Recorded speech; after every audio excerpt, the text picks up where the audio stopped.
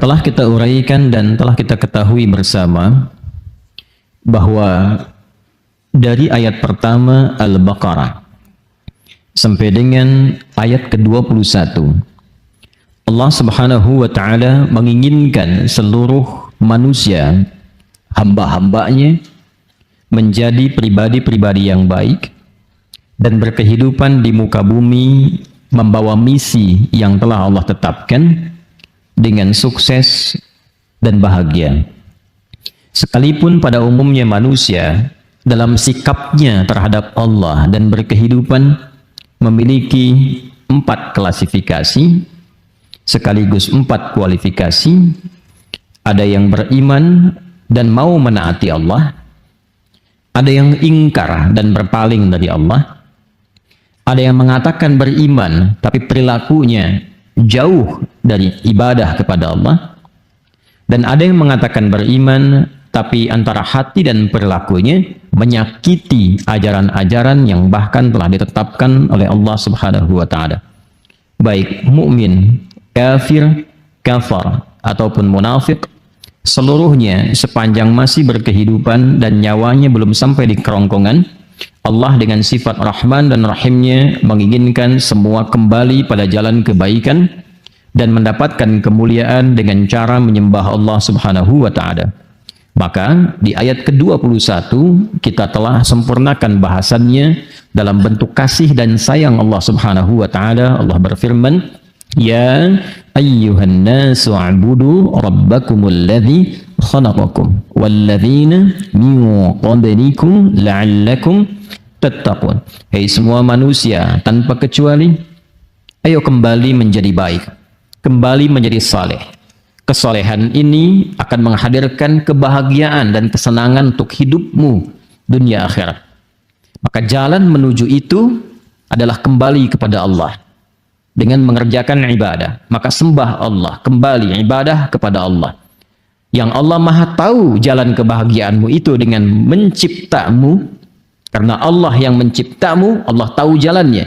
Bahkan orang-orang sebelum engkau, dengan ibadah itu diharapkan engkau menjadi golongan pertama yang meningkat takwanya, dan dengan takwa itu semua harapan kemuliaan bisa engkau raih. Aku siapkan tempat untuk ibadah yang nyaman untukmu, yaitu ketika engkau mendapat misi berkehidupan di ardin. Wa idh qala rabbuka lil malaikati inni ja'ilun fil ardi. Tempatmu di bumi, aku siapkan bumi itu, ardun itu, setiap tempat yang engkau pijak, dimanapun engkau membawa misi itu, nyaman untuk ibadah. Alladzi ja'ala lakumul arda firasha. Tempat yang nyaman untuk ditinggali, nyaman untuk bercengkrama, nyaman untuk berkehidupan. Aku jadikan atapnya tanpa tiang sehingga tidak menyulitkan bagimu kalau ingin beraktivitas di atas bumi itu. Bayangkan kalau langitnya bertiang, bagaimana pesawat bisa lewat? Ya, maka Allah jadikan langit tanpa tiang, bi ghairi amadin tarawunaha, dihiasi dengan bintang gemintang, asteroid, benda-benda langit yang menjadikan kita nyaman untuk menatap dan merisetnya serta mendekatkan diri kita kepada Allah Subhanahu wa taala. Lalu aku jadikan keterkaitan antara langit dan bumi memberikan support kehidupan untukmu. Seperti aku turunkan, kata Allah, air dari langit yang turun ke bumi, yang dengan air itu ada beragam tumbuhan dan bebuahan yang bisa engkau manfaatkan sebagai bekal ibadah kepadaku. Konsepnya untuk ibadah, ingat itu ya. Jadi kalau kita makan, sebetulnya tenaga yang dihasilkan dari makanan itu sejatinya untuk dipakai ibadah. Awas, hati-hati cara memahaminya. Jadi kita mencari sekarang pun kebutuhan untuk hidup, itu bagi insan beriman tujuan akhirnya untuk ibadah. Beli pakaian itu bukan hanya untuk model. Ingat ya. Apalagi hanya untuk dipamerkan misalnya. Bagi insan beriman itu sudah melewati fase itu. Imannya selalu menuntun perilaku dia untuk melahirkan berbagai perbuatan yang punya nilai manfaat. Jadi kalau pakai pakaian ini manfaatnya apa? Ya, pakai alas kaki manfaatnya apa? Itu dasar pertama. Insan beriman itu tidak pernah berperilaku dan menggunakan apapun kecuali punya nilai manfaat. Itu dasarnya. Jadi kalau ingin makan, manfaatnya apa? Ingin beli sesuatu, manfaatnya apa? Bukan hanya memenuhi keinginan, tapi untuk melahirkan manfaat yang kiranya dengan itu ada maslahat untuk kehidupan kita. Nah, lewat level itu, itu nanti manfaat itu ditarik lebih jauh ke urusan akhirat. Itu yang disebut dengan ibadah. Jembatannya disebut ibadah. Nah, kalau hanya masuk pada level manfaat di situ saja, itu manusia yang belum beriman pun bisa mendapati visi itu. Tapi bagi insan beriman tidak. Semua yang terkait dengan manfaat pun bukan hanya dunia, tapi tarik jauh sampai ke akhirat. Ini yang menjadikan iman kalau sudah bersanding dengan takwa, maka visinya sampai ke akhirat. Ini yang dimaksud dengan surah Al-Hasyr. Surah 59 ayat 18 itu. Ya ayyuhalladzina amanu taqullaha wal tanzur nafsum ma qaddamat lighad. Ghad di situ yang dimaksud akhirat. Hei semua orang beriman, tingkatkan takwamu kepada Allah dengan skema ibadah itu di semua kegiatan yang mungkin kita bisa lakukan, dan kita harus punya visi kata Allah, menyiapkan ibadah itu untuk persiapan akhirat. Besok kalau kita pulang, kan bahasa kita selalu begitu ya, besok kalau kamu pulang bagaimana? Ya kan? Nah, ini yang dimaksudkan orang beriman, insan beriman itu visinya mesti jauh. Makanya saya sering katakan kalimat ini, manusia itu kalau sudah beriman itu pasti cerdas. Karena berpikirnya selalu panjang dan selalu punya penataan untuk beraktivitas. Kalau kita mau lebih jujur lagi untuk belajar dengan benar, bahkan waktu sholat pun membimbing kita bagaimana cara kita beraktivitas. Contoh begini misalnya, waktu sholat pertama yang kita tunaikan namanya apa? Halo? Sholat tidak ini? Huh? Baik, tidak ada perbedaan pendapat di kalangan para ulama tentang waktu sholat ini. Ya? Baik, apa nama waktu sholatnya yang pertama? Subuh. Nama lainnya apa? Fajar. Perhatikan, ini satu-satunya saya sering katakan waktu sholat yang disebut dengan dua nama. Disebut dengan fajar dan disebut dengan subuh. Fajar itu untuk respon keimanannya. Jadi iman kita itu kalau mendengar panggilan yang telah Allah tetapkan, itu nanti ada konfirmasi, konektivitas dengan jiwa. Ini yang dimaksud Al-Anfal ayat kedua itu, yang sering saya katakan, sering saya kutip, ya. Innamal mu'minuna alladzina idza dzukirallahu wajilat qulubuhum. Ciri insan beriman yang sejati itu kalau disebutkan nama Allah, ada getaran dalam jiwanya. Jadi ketika dibacakan, diperdengarkan Allahu Akbar, Allahu Akbar, suka ada suasana tertentu di jiwa kita kan? Nah, itu yang dimaksud wajilat qulubuhum. Nah, saat kita tidur, ya, saat kita tidur pada umumnya, lalu mendengar suara adzan, dalam keadaan tidur pun kan menghujam ya pada diri kita itu dan membawa kita untuk bangun kan? Pernah merasakan itu? Nah, pancaran dari tubuh kita yang merespon itu untuk bangun, itu namanya pancarannya fajar namanya. Jelas ya? Asalnya itu. Ya. Betul, kalau mengaitkan dengan konteks cahaya matahari, cahaya fajar yang membelah kegelapan malam, itu konteks fisikalnya. Tapi fajar itu bukan nama cahaya. Fajar itu asalnya pancaran positif terhadap sesuatu. Kalau cahayanya, ya, pantul cahaya sinarnya disebut dengan dia namanya. Jamak dari kata bau. Ya, kalau yang memantulkan disebut dengan nur. Itu yang dimaksud Quran surah 10. Yunus ayat yang kelima. Huwallazi ja'ala syamsa dhiya'a wal qamara nura. Dialah Allah yang telah menjadikan matahari bercahaya, rembulan memantulkan cahaya. Ini cahayanya bukan fajar. Ya, pancaran yang disebut fajar itu, pancaran yang membelah kegelapan sehingga menjadi terang sesuatu. Asalnya fajar itu setiap pancaran yang melahirkan kebaikan, itu fajar. Jelas? Kalau melahirkan sesuatunya secara fisik, secara material, itu infajar namanya. Ya, berubah dari fajara jadi infajara. Masih ingat Nabi Musa mukjizatnya diantaranya apa? Tongkat kan? Ya, tongkat ya. Tongkat beliau kan ketika dipukulkan ke batu, ada 12 suku waktu itu meminta kepada Nabi Musa, mohonkan kepada Allah supaya keluar mata air. Tapi kami pengen 12. Pengen 12 supaya masing-masing dapat satu. Ya, jadi Masya Allah tuh ya. Ya, Alhamdulillah kita dikasih satu kan masih bisa berbagi ya. Ya, umat dulu itu pengen 12, nggak mau katanya. Setiap satu mesti mendapatkan satu. Maka Nabi Musa dengan izin Allah diperintahkan oleh Allah, ya, diperintahkan pukulkan tongkat kayumu ke batu itu. Itu ada di Al-Baqarah ayat 60 kisahnya. Ya, Quran surah 2 ayat 60, paling kanan di pertengahan. Wa idzistasqa Musa liqaumihi faqulna dharib bi'asakal hajar. Ketika Musa memohon kepada Allah supaya ada mata air untuk kaumnya itu yang ada 12 suku, maka dengan keagunganku kata Allah, aku perintahkan pukulkan tongkatmu yang kayu ke batu itu. Karena tongkat Nabi Musa bagian dari mukjizat, walaupun kayu dipukulkan ke batu, batunya yang hancur. Maka fajarat infajar, bukan fajarat. Tuh, lihat diksi Al-Quran, begitu jelinya. Kalau bukan firman Allah, mustahil begini. Ya, kita kalau ngaji bahasa Arab dan memperdalam, saya mempelajari bahasa Arab spesialisasi di situ untuk memahami bahasa Al-Quran. Dan dulu para ulama demikian, Al-Imam Syafi'i puluhan tahun belajar bahasa itu untuk memahami Al-Quran. Kemudian dipakai ke Quran, ke fikih dan sebagainya. Ya, walaupun awalnya aktif di bahasa, kemudian beralih ke fikih untuk memahami Quran dan hadis-hadis Nabi Muhammad SAW. Di sini fajarat, infajar, bukan fajarat.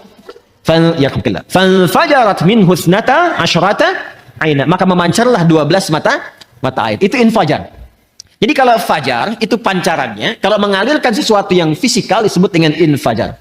Kenapa salat pertama disebut dengan fajar? Bukan hanya cahaya mentarinya yang membelah kegelapan malam, tapi saat itu ada respon dari tubuh kita yang positif, merespon seruan dari Allah yang disampaikan atau dikumandangkan oleh muadzin. Jadi di hati kita itu ada dua pancaran. Pancaran keburukan dari provokasi setan disebut dengan fujur, ya. Pancaran kebaikan dari jiwa takwa disebut dengan fajar namanya. Ya, wa nafsi wa ma sawwaha fa alhamaha fujuraha wa taqwaha. Karena itu salatnya disebut salat fajar. Waktu saat cahaya matahari membelah kegelapan malam, dan di saat itulah hati kita merespon seruan keimanan tadi. Jelas? Itu yang dimaksud Quran surah ke-17 Al-Isra di ayat ke-78, ya. Di paling kiri sebelah pertengahan, ya. Aqimis salata liduluki syamsi ila ghasaqil laili wa qur'anal fajr. Inna qur'anal fajri kana masyhuda. Satu. Tapi dia juga disebut dengan salat subuh. Ya, subuh. Subuh itu tidak disebutkan dalam bahasa Arab kecuali menunjuk pada awal mula aktivitas yang tertata. Jadi kalau kita ingin mengawali sesuatu yang tertata dengan baik, itu disebut subuh namanya. Karena itu alam saat mulai kali, ya, mulai kita akan mengalami di waktu pagi, kan mulai aktivitas kan? Ya, matahari mulai terbit kan? Akan ditata aktivitas kan? Dengan teratur, Allah yang menatanya, Rabbul Alamin. Maka tataan awal alam pun itu disebut dengan subuh. Permulaannya disebut dengan tanafus. Kata dasarnya disebut dengan tanafas. Buka surah At-Takwir ayat 18. Was-subhi idza tanaffas. Paham? Ya. Dan demi waktu subuh itu saat memulai aktivitas, pada saat itulah aktivitas masih ditata dengan baik. Karena alam pun mulai menata aktivitas. Coba lihat, kalau kita keluar subuh, yang keluar karbon dioksida atau oksigen? Oksigen. Ya. Burung mulai berkicau. Ayam sebelumnya berkokok. Semua memulai kan? Ya kan? Segala sesuatu yang tertata dengan baik, terukur, itu turunan kata dari kata asbah. Waktunya disebut dengan subuh. Makanya kalau orang Arab bertanya begini, kaifa asbahta ya akhi? Bagaimana kabarmu di pagi ini? Maksudnya bukan hanya nanya kabar, apa kabar baik, bukan. Yang dimaksudkan menunjuk pada keadaanmu telah siap beraktivitas saat ini. Salat pertama kenapa disebut dengan salat subuh? Untuk memberikan kesan. Insan beriman itu kalau bangun dari tidur, dia sudah punya rencana yang siap dieksekusi di hari itu. Makanya malamnya dicontohkan oleh Nabi istighfar untuk mengevaluasi kegiatan sebelumnya. Setelah itu, setelah dievaluasi, dimitigasi apa yang belum sempurna, besok apa. Itu yang dimaksudkan fa idza faraghta fansab wa ila rabbika farghab. Direncanakan malamnya, kalau besok saya bangun, insya Allah saya eksekusi ini. Jadi sudah ada rencana. Makanya saat bangun itu, kita bawa rencana kita menghadap Allah, minta kepada Allah supaya apa yang kita rencanakan disetujui. Minta taufik, maka datang lewat sholat, terhubung dengan Allah, minta kepada Allah. Direspon seruan Allah lewat fajar, datang kita bawa rencana, minta dalam sujud. Mohon setelah sholat, ya Allah saya ingin mengerjakan ini seperti apa yang telah Engkau perintahkan. Mohon berkahi dan mudahkan seperti apa yang telah Engkau janjikan. Harusnya begitu. Makanya tidak boleh terjadi seharusnya, idealnya, insan beriman tuh bangun, gak tahu apa yang dikerjakan. Gak boleh terjadi begitu.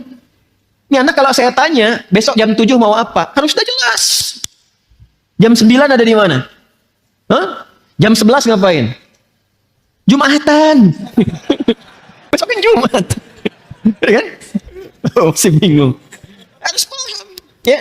Di apa yang kita kerjakan itu, insan beriman itu harus jelas. Nanti ada lagi. Masuk zuhur beda lagi konsepnya. Ya. Zuhur itu apa artinya? Zuhara itu terang. Baik. Nampak semuanya. Kenapa nggak disebut nahar? Padahal siang itu bahasa Arabnya nahar. Itu ada rahasianya. Sampai dengan siang Anda beraktivitas, apakah sudah jelas punya nilai di hadapan Allah? Sudah jelas jadi ibadah nggak? Atau jangan-jangan berangkatnya gelap, sampai siang itu cuma cari dunia aja. Anda dikasih waktu sampai siang, sampai jam 12, sampai terang. Terang dunianya, akhiratnya udah terang belum? Jadi ibadah nggak? Ada yang kuliah berangkat pagi tuh, ba'da subuh, sampai ke kampus. Jadi ibadah enggak tuh kuliah? Jadi di Islam itu semua punya makna. Tidak ada satu ibadah pun. Bahkan namanya yang tidak punya makna. Itu tidak ada. Semua punya arti. Nah sekarang kalau kita kembali ke sini, kata Allah, saya desain semuanya sempurna. Ajarannya jelas, maknanya jelas, tafsirnya jelas, contohnya dulu jelas. Hasil dari pekerjaan itu pun jelas. Semua orang yang mengikuti petunjuk di era Nabi, masuk Islam, dikerjakan semua petunjuk Nabi dengan benar, semua sukses. Tunjukkan pada saya siapa sahabat Nabi yang benar-benar sahabat yang gagal dalam hidupnya. Gak ada. Karena sahabat itu definisinya yang hidup di era Nabi, di masa Nabi, melihat Nabi, beriman pada Nabi sampai wafat. Hidup di masa Nabi, melihat Nabi, beriman pada Nabi sampai wafat. Cari siapapun orang yang memenuhi kriteria ini, kecuali mereka akan sukses di semua bidangnya. Siapapun itu. Nah sekarang semua contoh itu telah dikumpulkan. Qurannya ada, ini Anda pegang mushafnya. Hadisnya lengkap. Berapa banyak ulama sekarang mengumpulkan kitab hadis, Al-Bukhari, Muslim, kitab Sunan Abu Daud, At-Tirmidzi, Musnad Imam Ahmad, Mu'jam At-Tabrani, ada semuanya. Ya. Kemudian miniatur sejarahnya ada di sirah. Anda bisa kumpulkan tokoh-tokohnya. Ada yang perempuan, sahabiat, ada yang laki-laki, pekerjaannya apa, yang pebisnis ada, diplomat ada, birokrat ada, panglima ada, levelnya tinggi. 12.000 sahabat Nabi, 38 panglima. Satu kemampuan panglimanya bisa menaklukkan Persia Romawi. Dan itu dibikin bab sendiri tuh. Kalau kita ngaji itu dapat itu. Nah, maka ketika semua sudah disiapkan kata Allah, perhatikan, ini yang paling indah. Ini yang mau saya sempurnakan. Wa anzala minas samai ma'an fa akhraja bihi minats thamarati rizqan lakum. Saya ingin sempurnakan kalimat dari tafsir rizqan lakum. Semua itu kata Allah, desain yang aku siapkan, kenyamanan untukmu, ketenangan untukmu, langit yang indah itu, beragam buah-buahan yang kau nikmati untuk ibadah itu, rizqan lakum. Adalah rizki untuk kalian. Apa itu rizki?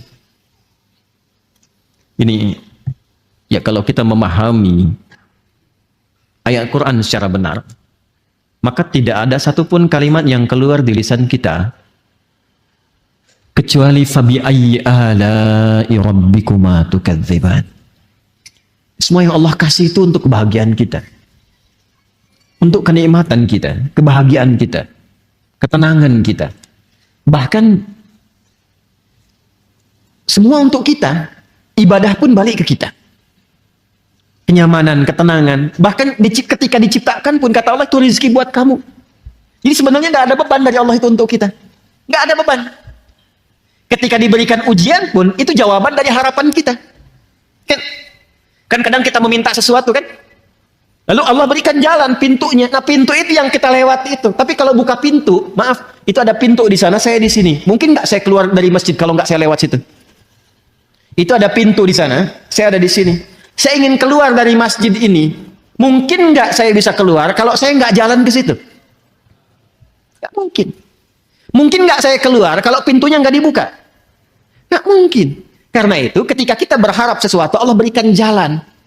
Untuk meniti jalan itu ada ikhtiar. Itulah yang sering kita namakan dengan ujian. Itu yang Allah istilahkan di Quran, dinamakan dengan bala, ibtila. Ya, walanabluwannakum bisyai'. Dan itu pun gak akan pernah kita diberikan jalan itu kecuali kita mampu. Kalau nggak mampu nggak dikasih. La yukallifullahu nafsan illa wus'aha. Jadi kalau kitanya nggak mampu nggak akan dikasih. Jadi yang sering kita sebut dengan ujian itu, cara memahaminya bukan hambatan, bukan beban. Itu jawaban dari keinginan kita. Sebab kalau Anda nggak minta nggak akan dikasih. Kalau bukan untuk maslahat nggak akan diujikan. Itu pun kita mampu gitu. Itu indahnya. Maka di sini Allah katakan rizqan lakum. Rizki itu ma yuntafa'u bihi atau ma yantafi'u bihi al-'abdu. Segala yang bisa dimanfaatkan. Saya ulangi, rizki itu definisi asalnya segala yang bisa dimanfaatkan. Pada awalnya segala yang bermanfaat. Ya. Jadi kita belum bicara tentang bagaimana cara meraihnya. Pelan-pelan. Jadi asalnya semua yang kita bisa manfaatkan yang telah Allah siapkan itu disebut dengan rizki nama umumnya. Paham? Baik. Kalau gitu saya namanya rizki bisa dimanfaatkan. Sudah, tahan sebentar. Pertama, sudah kita definisikan segala yang bermanfaat atau bisa kita manfaatkan. Lalu apa wujudnya? Dan bagaimana cara mendapatkannya? Pertama, hukum rizki, Allah telah tetapkan aturannya. Saya ulang, hukum rizki, Allah telah tetapkan aturannya sebagai berikut. 1. Ada rizki yang dikhususkan bagi setiap hamba dan tidak akan tertukar. Ada rizki yang dikhususkan pada setiap hamba dan tidak akan tertukar. Kuotanya pas. Ya. Dan ini ditetapkan sejak ruh ditiupkan. Tepatnya sejak usia 4 bulan dalam kandungan. Jadi begitu usia 4 bulan dalam kandungan, Allah perintahkan malaikat untuk menuliskan ketetapan rizki yang telah Allah tetapkan untuk hamba itu. Dalilnya hadis Nabi SAW yang paling ringan aja ya, yang sering dibaca, Al-Arba'in An-Nawawiyah, coba ya, karya Al-Imam An-Nawawi. Bisa di googling juga, klik Al-Arba'in, hadis nomor 4. Hadis nomor 4, riwayat sahabat Abdullah bin Mas'ud radhiyallahu taala anhu. Qala an Abi Abdurrahman Abdullah bin Mas'ud radhiyallahu taala anhu. Qala qala Rasulullah sallallahu alaihi wasallam, inna ahadakum yujma'u fi batni ummihi 40 yawman nutfah. Alhamdulillah. Thumma yakunu mithla dhalika 'alaqah. ثم يكون مثل ذلك مضغة ثم يرسل إليه الملك فينفخ فيه الروح ويؤمر بكتب 40. Yang pertama, bikatbi rizqihi. Baik. Sungguh setiap kalian akan dibentuk dalam perut ibundanya. Setiap anak Adam yang tercipta ada proses dulu berlangsung di perut ibundanya. 40 hari pertama proses perpaduan antara spermatozoa dengan ovum berproses. Kemudian 40 hari yang kedua berbentuk alaqah. Zigot mulai menempel di dinding rahim, ada proses yang kedua tahapannya. 40 hari ketiga 120 hari, usia 4 bulan, mulai berbentuk mudghah. Seperti daging keratan yang sudah mulai ada bentuk. Usia 4 bulan ini 120 hari, Allah perintahkan malaikat untuk meniupkan roh. Jadi 4 bulan dalam kandungan, roh ditiupkan. Lalu diperintahkan untuk menetapkan 4 hal. Dari 4 ini, ketetapan yang pertama adalah bikatsbi rizqihi, menetapkan rizkinya dari mulai ia saat itu berkehidupan sampai wafat. Ya, sampai dengan wafat. Ingat ya. Jadi ini yang tidak akan tertukar. Ada putri yang tertukar, ada menteri yang ditukar, ya kan? Ada apa lagi itu? Pekerjaan yang tertukar, tapi tidak akan pernah ada rizki yang tertukar. Jadi kalau sudah tahu dapat bagiannya, paham hadis ini satu aja, satu kalimat, rizki tidak akan tertukar. Kalau tidak tertukar, satu, nggak perlu takut kekurangan rizki. Karena setiap kita itu sudah dijamin sampai wafatnya. Yang kedua, awas hati-hati, bukan jenis rizkinya. Ini yang saya maksudkan. Yang kedua, tidak perlu iseng mengambil rizki orang lain. Karena setiap kita ada bagiannya. Dan itu tidak akan tertukar. Jadi kalau kita benar cara memahami Qur'annya, nggak ada pencurian. Ya, nggak ada penipuan. Sebab itu hanya buang-buang waktu dan menyulitkan hidup saja. Makanya kan kadang-kadang langsung dibuktikan di depan pandangan kita. Orang korupsi kan, ngambil harta orang kan, ditangkap misalnya oleh penegak hukum. Setelah itu kena TPPU misalnya diambil lagi semua, dibalikin lagi. Itu contoh dunianya. Paham nggak sampai sini? Kalau sudah mengerti, tidak boleh ada satupun yang belajar dengan saya melanggar ketentuan ini. Hindari, hati-hati. Ajak-ajakan untuk mencuri, menipu, korupsi, dan sebagainya jauhi. Siap? Karena hakikatnya perbuatan menyimpang itu hanya akan menyulitkan diri sendiri. Tidak akan menambah sesuatu. Jadi kalau Anda mau kumpulin pun sampai 100 triliun, apa kira Anda akan hidup sampai mengonsumsi itu? Belum tentu. Ya, kadang-kadang saya heran juga pada orang-orang yang demikian. Ya, kumpulin, makannya tetap 3 piring juga sehari. Kadang-kadang yang paling kasihan makan cuma 1 piring dibatasin lagi. Iya kan? Ya, karena faktor-faktor tertentu bukan yang positif. Jelas. Nah, itu satu. Yang kedua, Allah telah menetapkan itu semua dengan ketentuannya sejak di alam langit. Itu ada di Quran surah ke-51 ayat 18. Quran surah ke-51 ayat 18. Wa fis samai rizqukum wa ma tu'adun. Ayat 22, maaf, 18 untuk istighfar, dua-duanya untuk rizki. Quran surah 51 ayat ke-22. Wa fis samai rizqukum wa ma tu'adun. Ada ayatnya? Dan di langit itu rizqukum, telah ditetapkan rizki kalian. Allah telah tetapkan bahkan sebelum kita terlahir. Paham? Yang tadi saya sampaikan. Wa ma tu'adun, dan segala yang dijanjikan.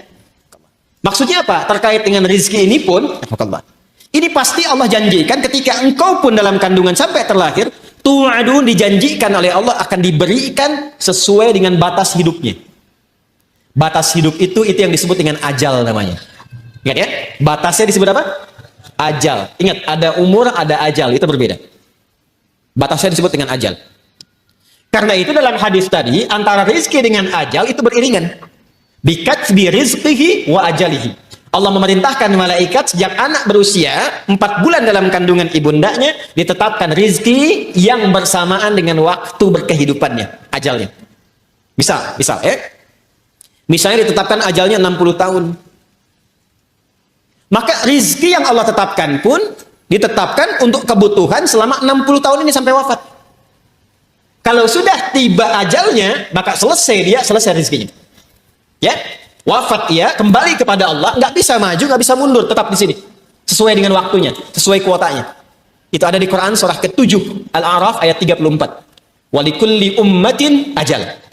Fa idza jaa ajaluhum la yastakhiruna sa'atan wa la yastaqdimun.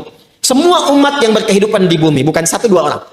Allah telah tetapkan batas hidupnya. Kalau sudah tiba ajalnya, batas hidupnya selesai, maka tak bisa dia mohon untuk diundurkan atau bahkan dia ingin dimajukan. Selesai sesuai dengan ketetapan. Jelas? Nah, rizki yang Allah tetapkan itu, ini sesuai dengan ajal. Cara mengisi ajal, itu yang disebut dengan umur namanya. Di umur cara kita mengisi dengan ajal itu batas usianya. Paham? Nanti lain waktu kalau sudah masuk ayat tentang umur, baru saya terangkan apa itu umur ya. Nah sekarang rizkinya ditetapkan di langit. Kita diberikan tugas di mana? Di bumi, al-ard. Dijanjikan oleh Allah, diturunkan ini, diberikan kepada kita. Kita hidupnya di sini, rizki ditetapkan di langit, diturunkan di bumi. Baik ya, sekarang kita di mana? Di Masjid Al-Ihsan. Bumi kan luas. Ya. Nah, yang ingin saya sampaikan adalah Allah sudah jamin dimanapun kita berkehidupan, Allah tetapkan rizki itu akan diturunkan, akan diberikan. Nah, yang perlu kita tahu, kita harus bertanya, ya Allah, bagaimana cara engkau menurunkannya supaya aku bisa mengetahui aku telah mendapatinya? Paham? Maka Allah turunkan kepada kita lewat ketentuan yang disebut dengan ikhtiar, itu namanya. Ikhtiar. Ini yang umum dulu ya, yang umum dulu. Ya ayyuhan nasu, ada? Kulu mimma fil ardi halalan thayyibah. Maka hukum pertama kata Allah, ya ayyuhan nasu, hai semua manusia. Kalau semua manusia mencakup orang beriman saja atau umum? Artinya semua hamba Allah mendapati hukum yang sama. Kalau Anda ingin mendapatkan rezeki ini, Allah berikan hukum. Apa hukumnya? Kulu. Apa artinya kulu? Makanlah gitu ya. Nah, ini yang dimaksud, agak fokus dikit. Ini di ilmu balaghah menggunakan hukum begini, dzikrul ba'di yuradu bihil kullu. Paham? Tidak, baik. Bahasa Indonesianya begini, bahasa Indonesianya. Sinekdok pas prototo. Paham? Tidak. Disebutkan sebagian mewakili keseluruhan. Paham? Nah, itu maksudnya. Ya. Kira-kira kalau kita ingin mengerjakan sesuatu, beraktivitas, bekerja, seringkali kita katakan kan untuk mencari sesuap nasi ya. Bapak mau kemana? Mencari sesuap nasi. Ibu ayah kemana? Mencari sesuap nasi. Padahal mungkin yang dicari satu rice cooker kan? Ya? Pakaian, kebutuhan, dan sebagainya ya. Baik, itu kan rizki ya. Rizki kan? Baik, maka rizki itu pertama bersanding dengan ikhtiar. Wujud ikhtiar itu adanya aktivitas pekerjaan. Karena itu, perhatikan. Kata yang mengiringi rizki bentuknya kata kerja. Kulu, ya kerja. Kalau ingin mendapatkan bagian rizki yang telah Allah tetapkan, mesti ada ikhtiar. Kita bergerak-gerak aja, beraktivitas. Yang diniatkan untuk mendapatkan rizki turun. Persoalannya apakah diturunkan waktu itu ataukah diakumulasikan kemudian, nanti ada kehendak Allah menyertainya. Halo, jelas? Jadi sebetulnya rizki itu sederhana. Kalau kita mau bergerak, aktivitas, datang rizki. Ya, Anda lapar, haus. Kalau diam aja nggak akan selesai hausnya. Tapi kalau Anda ke belakang tanya, Pak, maaf saya tuh haus sekali. Keluarlah air minum dari DKM. Ya kan? Tapi saya juga lapar, Pak. Emang Bapak nggak bawa makanan ke sini? Enggak, keluarlah kemudian makanan. Jadi kalau kita mau bergerak, ada itu rizki. Anda keluar tuh. Begitu di perempatan jalan kan orang cuman prit, Anda parkir. Tiba-tiba dengan peluit itu baru keluar sedikit prit. Kadang dia nggak pakai peluit sekarang itu. Mundur, balas kiri, gitu kan? Kita tanya kenapa emang yang kanan kan sudah dibalas sama yang kiri. Balas kiri, balas jalan. Dengan kalimat gitu aja Anda mengeluarkan uang kan? Kasih oleh Anda 2.000. Makasih Pak. Kasih 5.000. Makasih Om. Udah pindah tuh. Kasih 10.000. Makasih Bos. Gitu kan? Ya kan? Kebayang ya? Jadi kalau kita mau bergerak, sebetulnya rizki itu turun. Hanya nanti ada yang diakumulasikan, ada yang diberikan seketika. Ada yang sifatnya akumulatif. Sebetulnya hasil ikhtiar Anda hari ini, cuman mungkin diberikannya besok. Pernah nggak Anda cari pekerjaan? Bahasa manusia ditolak di sini, tolak di situ, tolak di sini. Pernah ya begitu ya? Tapi tiba-tiba setelah seminggu, 2 minggu, 1 bulan, Anda mendapatkan pekerjaan yang tawaran gajinya di luar ekspektasi Anda. Pak, mau nggak nih? Ada peluang 9 juta. Ternyata itu hasil ikhtiar Anda dari hari pertama, kedua, ketiga dapatnya itu. Paham sekarang ya? Itu hukum pertama. Jadi nggak bisa mendapatkan rezeki dengan diam. Selalu ada ikhtiar. Tapi jangan sampai ikhtiar itu, awas, ditempuh dengan bentuk yang negatif. Atau didapatkan dengan cara ikhtiar, misalnya, maaf, ya, bukan dalam gerak yang positif. Negatif itu kan bisa maksiat, ya, atau pengertian yang kedua, tidak bergerak sehingga sakit. Dengan sakit itu rezeki datang. Paham nggak? Anda nggak minum sampai sakit, tuh kan? Nah, begitu sakit, tiba-tiba datang orang nengok, bawa buah, gitu kan? Bawa makanan. Jangan diikhtiarkan dengan sakit untuk mendapatkan itu. Paham? Atau yang kedua, dengan cara maksiat. Seseorang menempuh maksiat, menempuh cara yang tidak dibenarkan, yang menimbulkan persoalan. Sesuatu yang menimbulkan persoalan, kemudian persoalan itu bisa diurai sehingga lurus kembali, keadaan yang lurus, benar, nggak ada soalnya, itu disebut dengan halal namanya. Dari kata ahalla yuhillu. Kata ahalla dari kata halla. Orang Arab kalau mengatakan hillul mushkilah, artinya, atau hillul ahbal, benang yang kusut bisa diurai lagi. Sehingga dia menjadi lurus. Sesuatu yang lurus yang tidak ada persoalan yang disebut dengan halal namanya. Jelas? Nah, maka ketika Anda menempuh mencari rezeki ini, carilah yang lurus-lurus saja. Cari yang lurus, jangan cari sesuatu yang membuat kehidupan Anda jadi kusut. Karena itu segala bentuk pintu yang mengantarkan pada kekusutan hidup, yang memungkinkan Anda menjadikan hidup bermasalah, dilarang oleh Allah. Jangan lakukan ini. Jangan kerjakan ini. Lawan dari sesuatu yang lurus, yang larangannya ditampilkan sehingga mencegah kita dari kesulitan, disebut haram namanya. Karena itu, dihadirkan lawan halal itu dengan haram. Halal pada asalnya menunjuk pada keadaan lurusnya. Sedangkan haram hukum pencegahannya. Saking sayangnya Allah kepada kita, saya inginkan hidup itu lurus. Jangan ada masalah. Jangan sampai kamu bapaknya yang korupsi, anaknya yang dibully. Huh? Jangan sampai bapaknya yang bermasalah, anaknya yang di sekolah yang diserang oleh teman-temannya.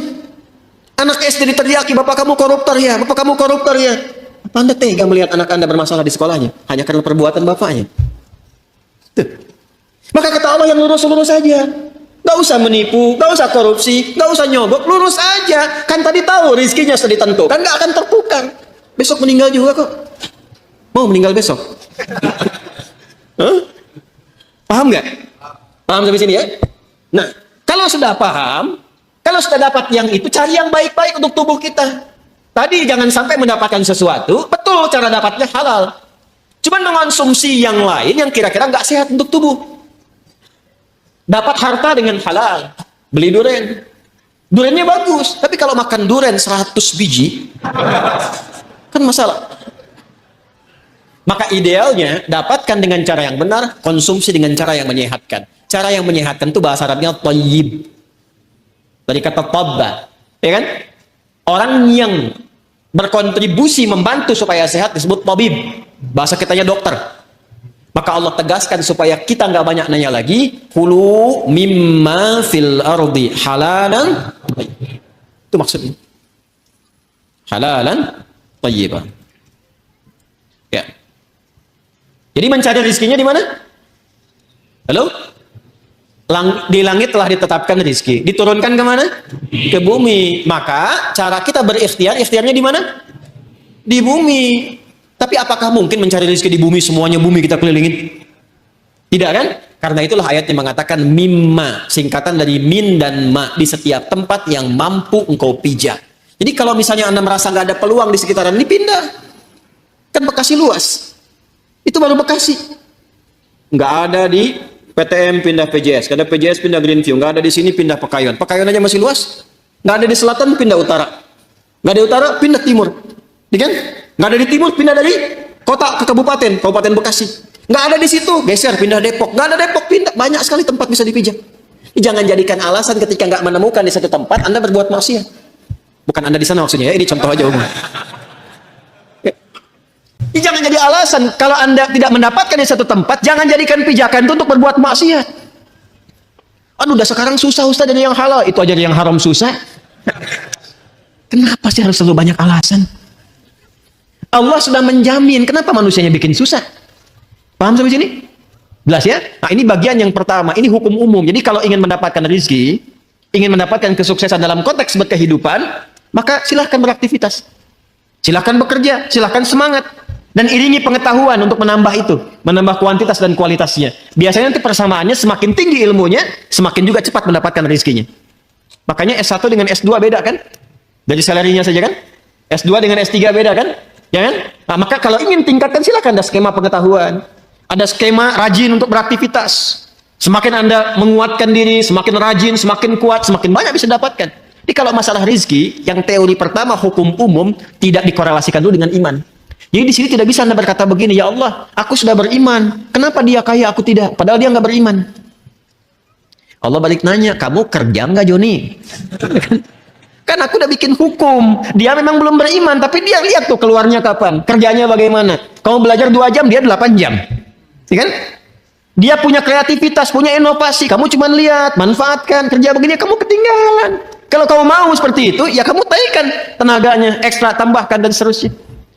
Kan F1 sama dengan F2 kan? Gaya gerak sama dengan gaya dorong. Apa yang didapatkan itu yang keluar, gitu kan? Dan seterusnya. Nanti banyak kalau fisika bisa kita turunkan lagi. Ada hambatannya, ada macam-macamnya, ada tantangannya. Hukum Pascalnya kan apa? F sama dengan P kan? Gaya berbanding lurus dengan tekanan kan?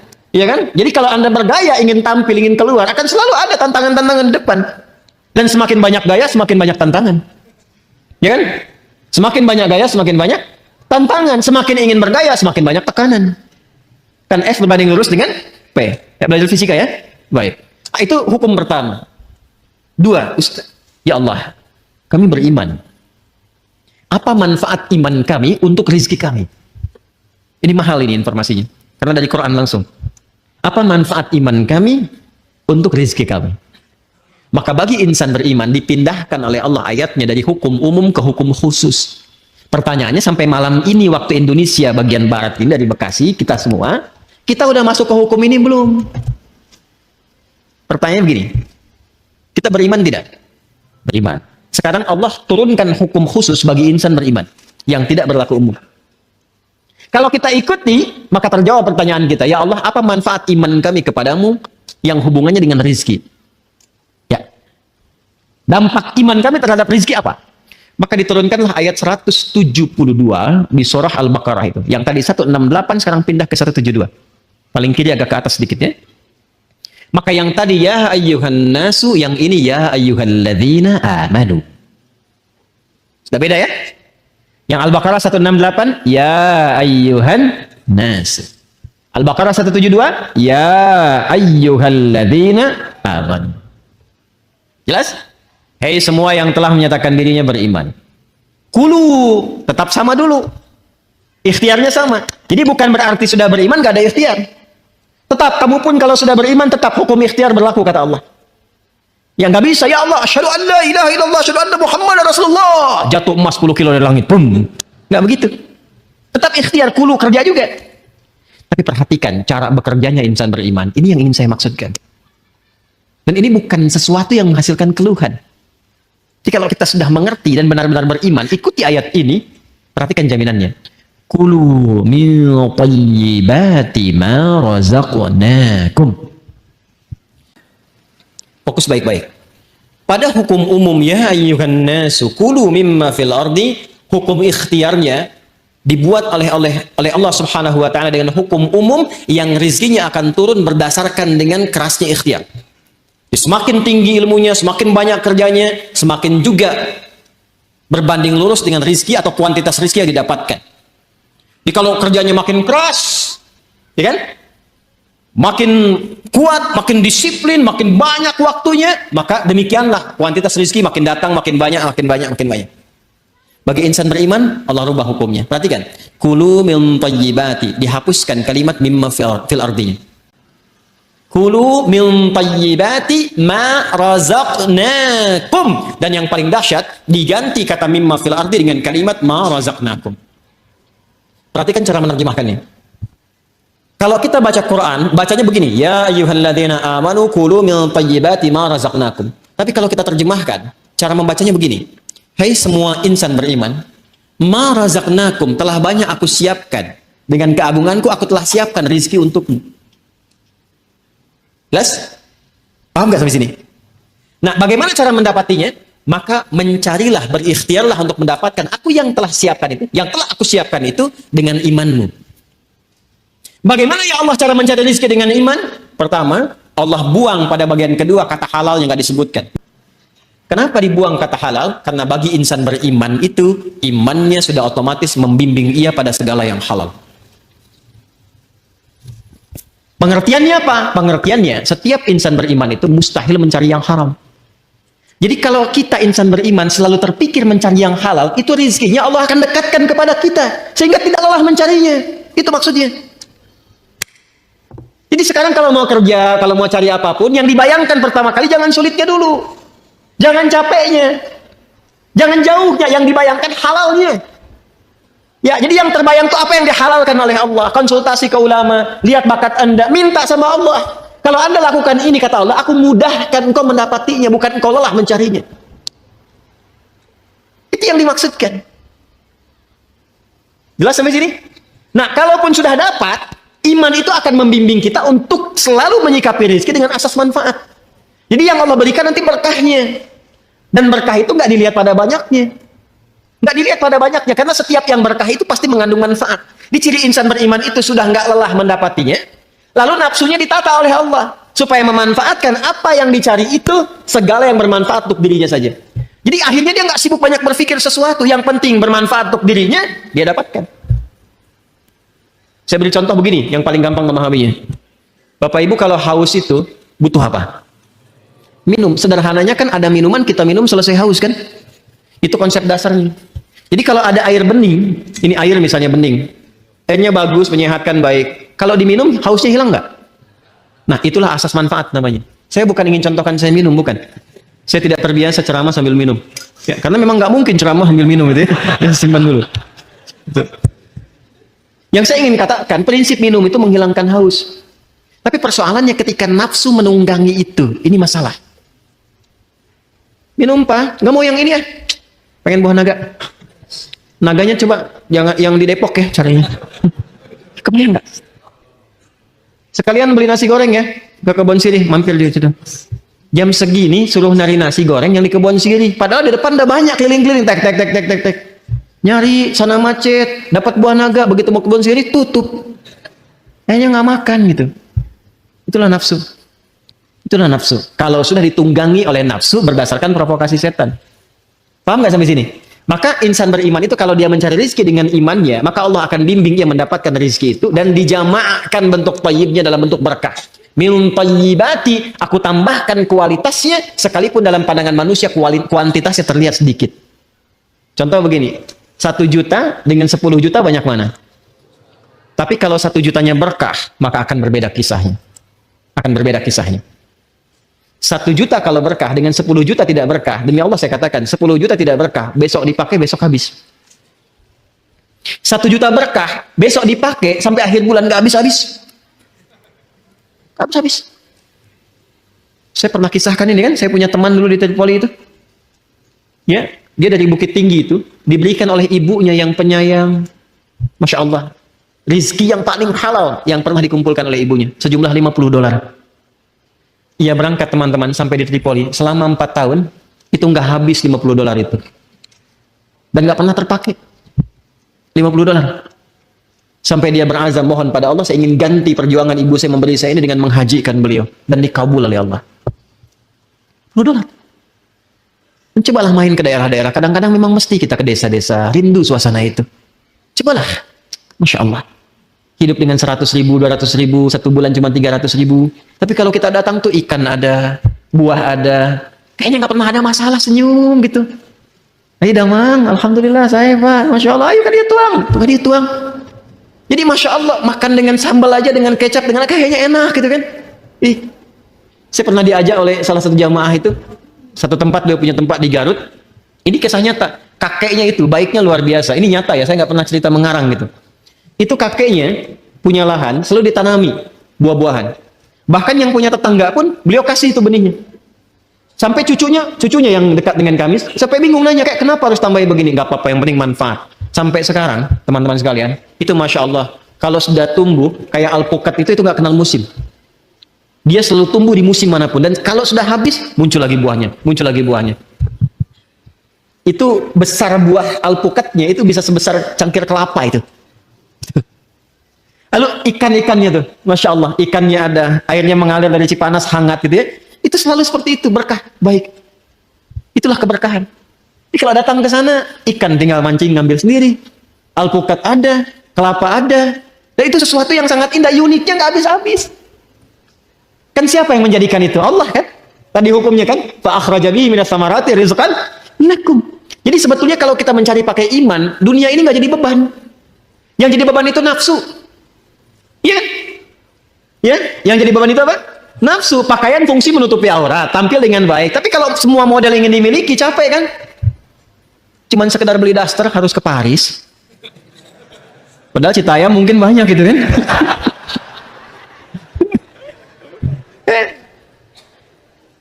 Beli tas, ya, beli sepatu, Cibaduyut banyak gitu. Jauh-jauh ke Amerika, begitu pulang lihat made in Cibaduyut. Ya, saya tidak mengatakan harus tidak boleh kesini kesana, bukan. Yang ingin saya katakan adalah kadang-kadang kita harus menempatkan diri apa yang kita butuhkan itu ini konsumsi. Kalau cuma memenuhi nafsu jadi beban nantinya. Jelas gak?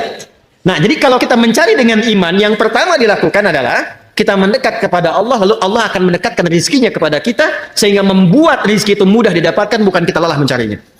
Jelas? Yang kedua, insan beriman selalu berpikir mencari yang halal dan menjauhi segala yang tidak disukai oleh Allah Subhanahu wa taala. Riba jauhkan, tipu menipu, sogok menyogok jauhkan. Maka ketika itu dijauhkan, keberkahan yang Allah berikan.